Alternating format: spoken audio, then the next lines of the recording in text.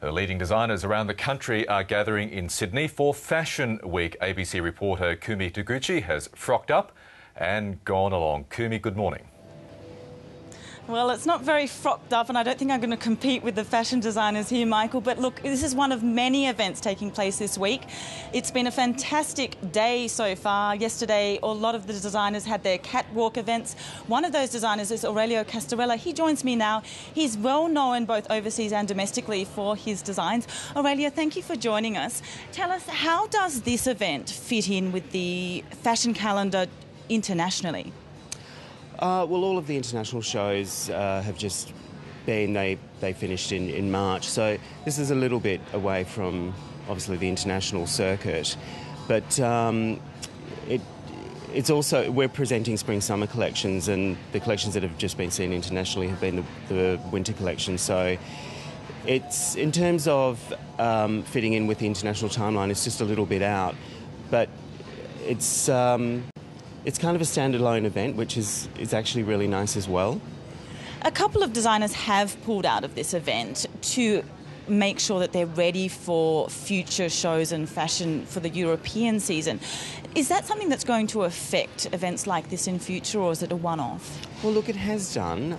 There are a lot of Australian designers that show internationally or have shown internationally over the last sort of 5 to 10 years. At one point I was showing at New York Fashion Week, so we did 4 seasons there. And obviously you've only got X number of dollars to spend in terms of marketing, so you have to be very selective about where you show your product. So for us, I mean, we obviously returned to showing in Australia when the bottom fell out of the US economy, and it's just not the right time for us to be spending marketing dollars back in the US. Let's have a chat about fashion now. With the internet, with people able to access stuff online so much, has that affected the way you design seasonally? For us, it's really, I mean, we've been keeping our collections very trans-seasonal, but we started that when we were showing in the US market because it made sense for us in terms of dealing with northern and southern hemispheres in the context of one collection. So that started a little while ago for us, but I think you need to be very mindful of that, obviously, because everything is so accessible online these days. It's kind of hard if you're trying to sell product that's out of season. So I think that's certainly changing, and obviously the way that consumers are buying has changed dramatically, so we as designers need to keep up with that. And let's finally just talk about the Australian fashion industry. Is it healthy? Is it vibrant? How's it going at the moment? Look, it's amazing. I think it's better than ever. We've got some incredible designers coming out of Australia. There's a lot of new talent that's emerging.